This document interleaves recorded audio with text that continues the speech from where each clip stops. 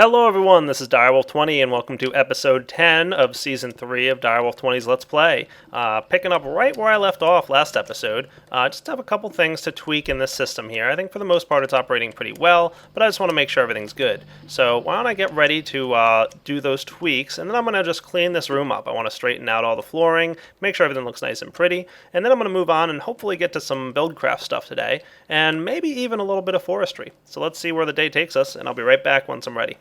Alright guys, so something I'm doing real quick, just for testing purposes, is I moved all my valuable ores and whatnot into this chest, and my blue chest here is completely empty. And the reason I did that is I spawned myself some iron and gold and copper and tin, just for testing purposes, because I want to watch what happens when the system gets overclogged with items. I'm also going to go over here to my macerator and take out my overclocker upgrades for a moment, just because I want to see how things operate, and I'll throw those in my miscellaneous valuables as well.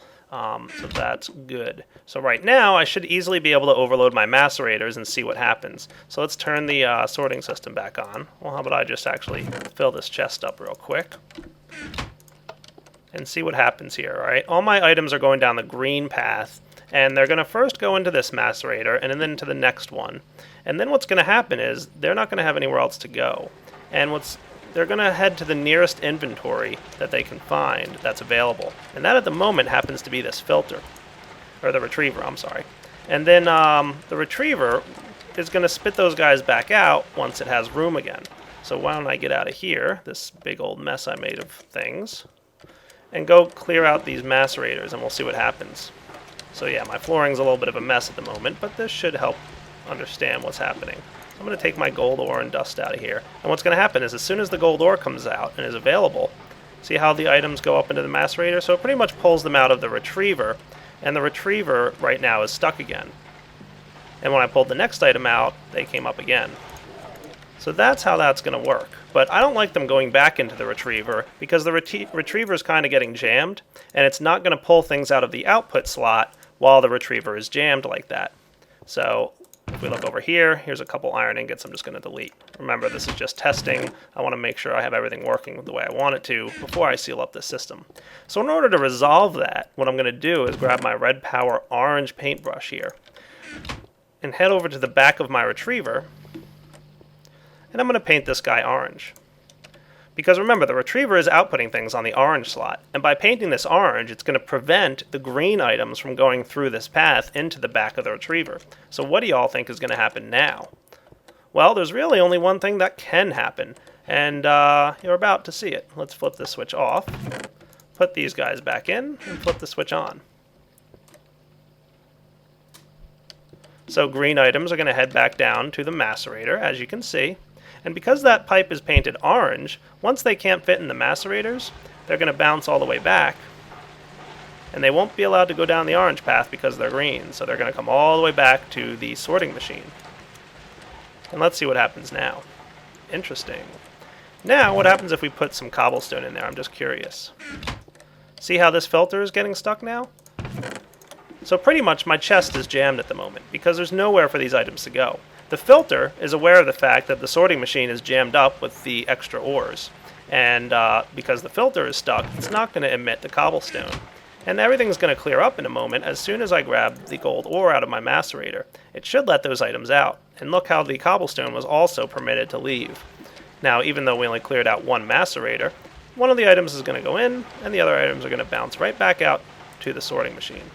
And that's not a problem, because pretty much what's going to happen here, and I'm going to leave this as is, and we'll see how it works out in the end. But for the most part, I'm not too concerned about this, because it's all right that we're going to have this sorting machine gummed up. Pretty much the works are jammed. And the reason I'm not worried about it is because, number one, these macerators are not going to be getting a stack at a time too often. It might be after a little bit of a mining expedition, but that's okay. And the other thing is that if this jams for a few minutes, it's not a big deal because these guys are going to be running pretty quickly with all those overclockers in it. So I think the system is working all right. I'm going to grab these gold and iron ingots out of here and delete these items. So this is just me testing my sorting system to see how it works out. And if there's a problem in the future with things getting stuck, I'll go ahead and straighten it out by maybe adding more overclockers or maybe just, I don't know, changing up the way it works a little bit. So let's switch NEI back to recipe mode. I no longer have any of those cheated ores that I got. I'll turn this guy off for a moment here, and everything's back to normal. Let's seal up our flooring. So I'm just going to grab my marble bricks. And I might as well head over to my equivalent exchange stuff, and red power stuff, grab my diamond handsaw, and make myself a few more of these covers. I think 10 ought to do it. Brings that up to 20, brings it up to 40. And then I'll drop this guy into my chest for now. And now I'm just going to spend a few minutes covering up the flooring as shown here. And then I'll be back once I've got the flooring pretty well covered, because there's a couple more little tweaks that I'm going to want to do. So I'll be back in a few minutes. Ceiling. But you'll notice that this doesn't look terribly attractive. Don't worry. If you grab your Philosopher's Stone here and open up a crafting table and lay out some brick covers or any kind of covers in a pattern like so, you'll notice that you get 8 hollow marble brick covers. And I want to get a few more of those. And notice that there's a shapeless recipe here basically going on. You can combine 2 of these things to get a panel, and a third one to get a triple cover. And you can have pretty much almost any width that you want of marble brick, all the way up to 8. So that's pretty neat. Let's go ahead and sort out my stacks here of stuff. Oh, I must have got an anti-cover. Whoops. Combine that guy there with a cover, and you get brick back. Anti-covers are pretty much 1 thickness short of being a full brick. It's 1 cover worth. So it's a good way to set up some cool looking designs that are beyond my artistic skill. So I'm just going to cover up this nice little hollow marble brick cover. Is meant to go for the pneumatic tubing. Look how nice that looks.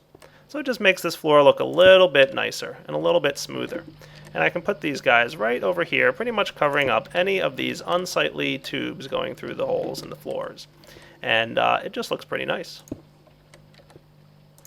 And I think I'm going to try and do the same thing right here, where you can kind of see in the flooring underneath the alchemical chests. Now I might need to get in here real quick to do this, but I shouldn't have a problem. I haven't tried doing something like this yet. There we go. That's what I want. So just by doing it like this, we can set up these nice little hollow covers to make things look really sharp. See how good that looks? And now if I place my marble bricks down again, look at that. Can't even tell that I have anything going on in this room. Well, not too well at least. I think that looks nice. And I'm going to leave this sorting system as is. Like I said, in the future I might need to make some changes to the way this thing sorts. I'm sure I'll have some more chests going on in the future. There's going to be a lot more items coming in eventually. But why don't I clean up my inventory and I'll be back. Alright guys, now that I've gone ahead and created that sorting system, I think it's time to get working on some Buildcraft stuff. Now, I know in episode 8, I showed you guys this massive oil spawn that I found, and while that's all well and good, I'm not going to go head over there yet. It's actually pretty far away from my base, and I don't have the resources or time to really get over there and take care of what I have to do and get it all straightened out. So instead, I'm going to visit this little oil spawn that I have over here. Now, this guy is pretty big. It's not probably as big as the one that you guys saw in episode 8, but you know, it'll serve its purpose. It'll do what we need it to do. So why don't I get started building something over here to handle that? So first off, let's head back to our house remotely. Hooray! And I think what I want to do is actually build a little room or a little area right over here where I can manage and deal with all this oil. So this is one of the things I'm going to do a little bit differently in this Let's Play, is that I want to build separate little stations for different purposes. And this is going to be my Buildcraft station. And this is where I'm going to handle all the production of this oil and making sure that it's processed and all the cool stuff that I want to have happen with it happens with it. So for now, I've got this little portal between my room here and the house back there. So let's get the resources we need to start building a nice little house. And I'll be back in a few minutes once I've got everything I need. Maybe before I start working on that, I'm going to take this Aternus fuel out of here. Do I have everything I need to upgrade this collector? I would like to get it upgraded as soon as possible. And the reason for that is the sooner I upgrade my collector, the more passive EMC energy I'm going to be earning. So how am I for valuables? Alright, I think I've got some diamonds here. I'm going to need 9 diamonds. Oh, that's expensive, isn't it? Yes, it is. But that's alright. Guys got to do what a guy's got to do. So let's grab our collector here and consider this. If I were to grab my Philosopher's Stone and look up the versions of collectors that we've got, you'll note that a collector Mark II is simply an energy collector surrounded by glowstone with a piece of dark matter on the top. How do we get dark matter? Well, the recipe is pretty straightforward. We need 8 Aeternus fuel, Aeternalis, I'm probably pronouncing it wrong as usual, Aeternalis fuel, and a block of diamond, which is where I grabbed my 9 diamonds from. So why don't we see what we've got with regards to glowstone. I should have some of that stuff. I believe I left it in this chest over here. Yeah, I do have some. So I'm going to need a bit more of this stuff, but that's alright. It should be easy to get if I can actually pick up the item that I'm crafting rather than dropping it on the floor.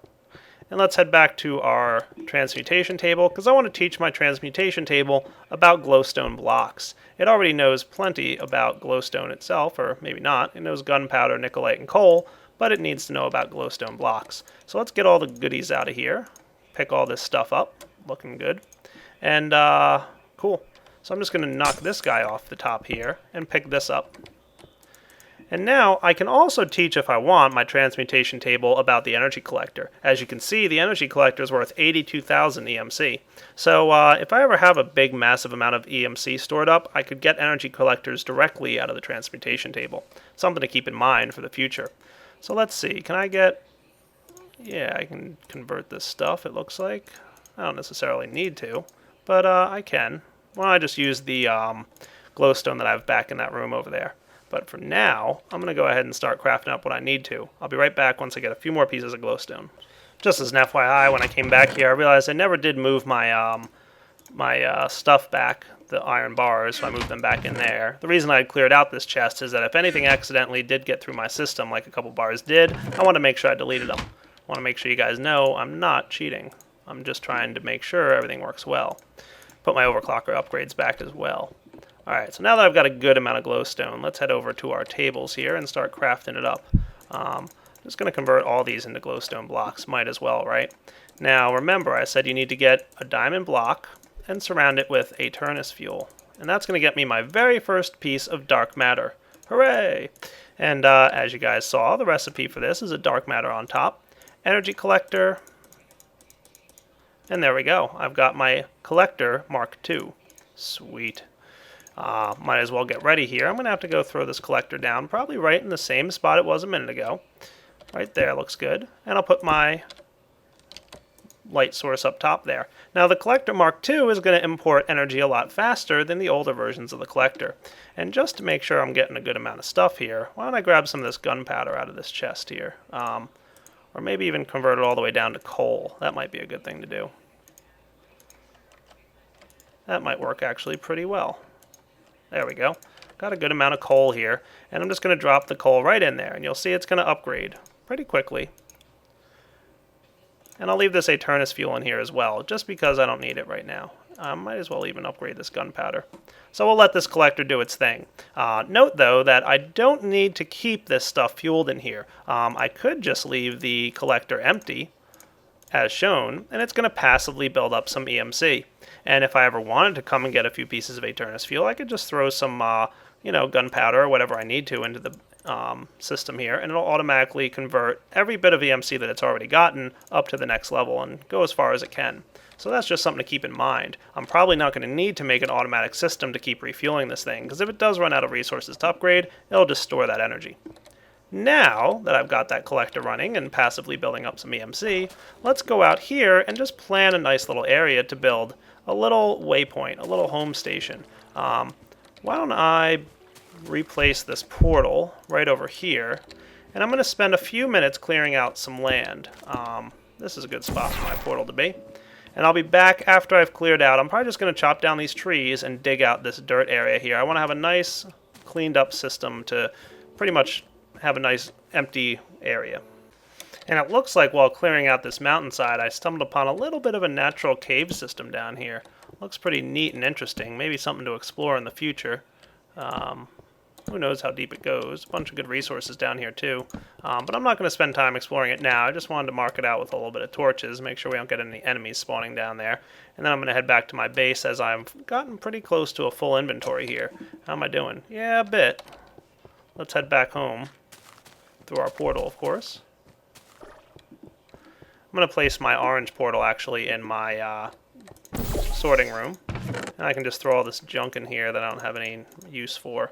I'm even going to throw some of the cobble that I've collected. I don't need quite as much cobble as that, I don't believe. And I can turn on my sorter. And rest assured that everything's going to get sorted properly and sent where it belongs. Sweet. Heading back, let's finish clearing out this area. I was just using my handy destruction catalyst here. It makes clearing things a lot quicker and easier.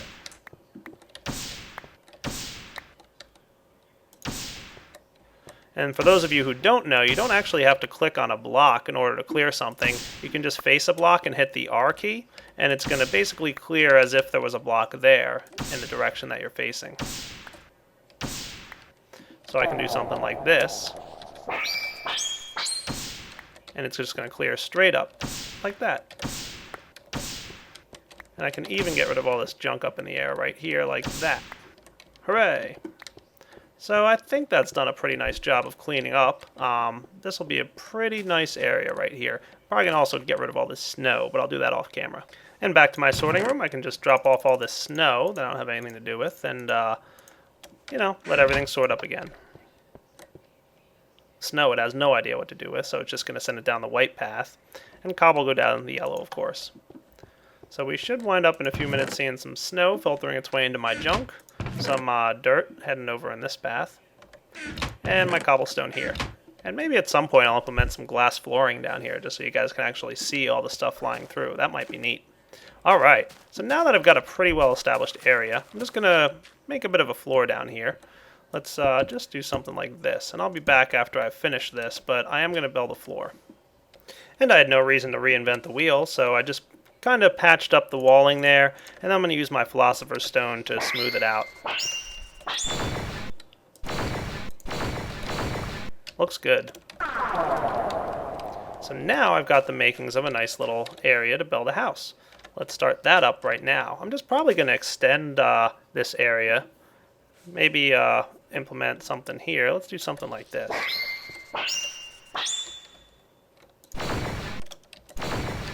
There we go. Transform the dirt into smooth stone. Remember, you hold shift and right click to transform dirt into cobble, and then just turn your cobble straight into dirt. Nice. So that looks pretty good. Why don't I just extend the walls right about here, maybe? Yeah, I think this will probably be a good spot. Like maybe like right to here. And something straight over here to this wall.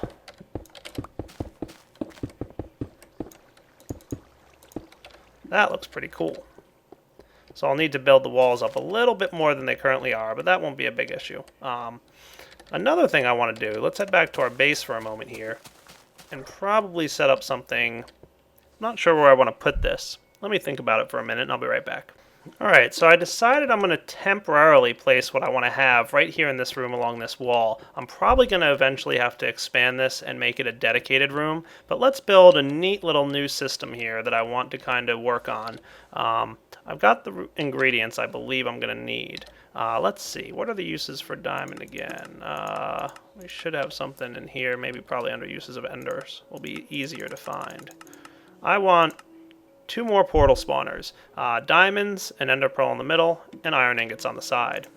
So I need 2 of those, so unfortunately I'm using the last 4 diamonds that I have. That's alright, making myself a pair of portal spawners. And I should probably also make here... Actually, let's get this stuff back. I'm gonna need 2 torches, 2 levers, and then I'm going to make wireless redstone stuff. So 2 wireless transmitters and 2 wireless receivers. And then finally, I'm going to need a pair of pressure plates. So what's Direwolf up to? This actually shouldn't be too terribly hard to figure out, but if you haven't figured it out yet, don't feel bad. I'll explain it in just a moment. Let's place our portal spawners right here. I'm also going to need my transmitters and my receivers. So let's place this guy right here like so. I'm going to place a receiver down here on the ground, and I'm going to make this guy frequency 100. That sounds good. Alright, so frequency 100, right? And then I'm going to place down some smooth stone and place my portal spawner right on it, and I'm going to call him orange. Why not? That sounds good. And then right in front of it, I'm going to place a pressure plate, but I can't place it right there like you just saw, otherwise it's going to knock off my spawner. So let's do it something like this. What I say here, orange? Yeah, that looks good. And then a pressure plate needs to go right here, it looks like, is probably the best place for it. Now watch what happens. When I step on this pressure plate, it opens the orange portal. Cool. Looks like it's nighttime out, so why don't I sleep through the night? Hopefully you guys kind of start to see where I'm going with this. But this is kind of the way I'm thinking about having a lot of different areas connected to the same central base. So then underneath this portal, I'm going to need to place a wireless transmitter. And that wireless transmitter, I'm going to set to frequency 101. Cool. So what's going to happen is when I step on this little portal here, or step on this pressure plate right here, it's going to pulse frequency 101. And it's also going to open this portal. Cool. So there it is, frequency 101, right? So let's step through here to this side. And over in what's going to eventually be my Buildcraft room, I'm going to kind of do the opposite. I'm going to place down here a receiver. So that's this guy, wireless receiver. Make him frequency 101. Place the portal spawner that's blue. And under the floor here, I'm going to place a transmitter that's frequency 100.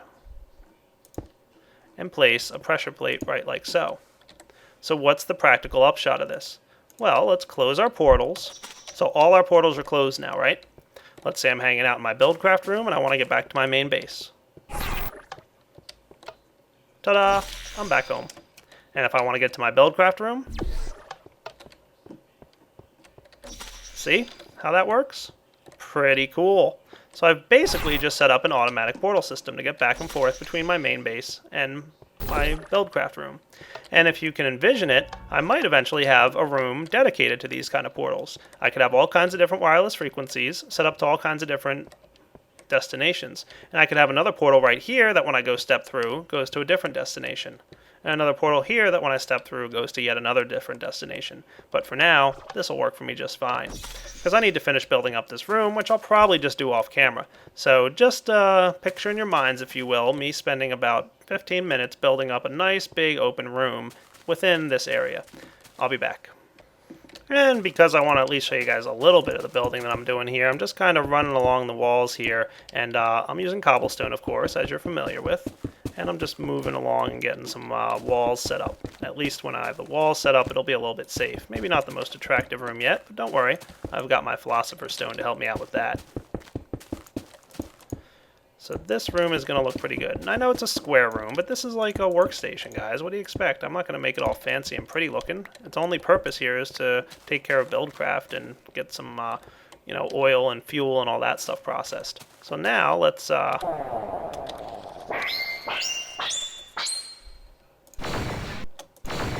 There we go.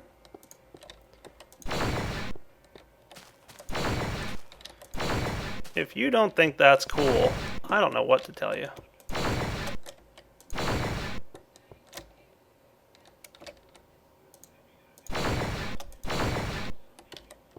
I think that's really cool. And I'm probably changing the landscape outside just a little bit here, but I'm not terribly concerned about that. Yeah, that doesn't look half bad at all. Maybe even just for fancy looks, I'll do something like this.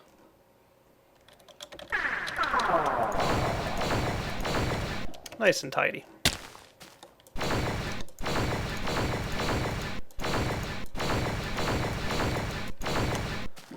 Hooray! I like it.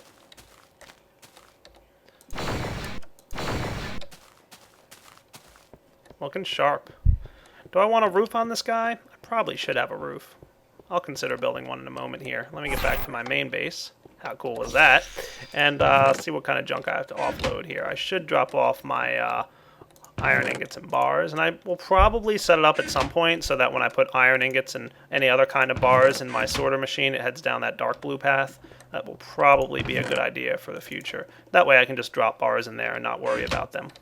Otherwise, I can just drop this good junk in there and let it flick a couple times through. And guys, as you can see, I did decide to place a little bit of a ceiling up here. And I'm kind of just expanding what I typically do with the skylight pattern. I'm just making it a little bit larger. Why not? Big, huge skylights are cool. So I'm just filling all this good stuff in. Also, bow ties are cool. And I'll be back once I've got all this pattern cleaned up and nice and neat looking. Alright, not a bad looking Buildcraft room, huh? I can just simply got right home, right like that. So let me sort out my inventory here just a little bit, and I will be back to film some more cool stuff.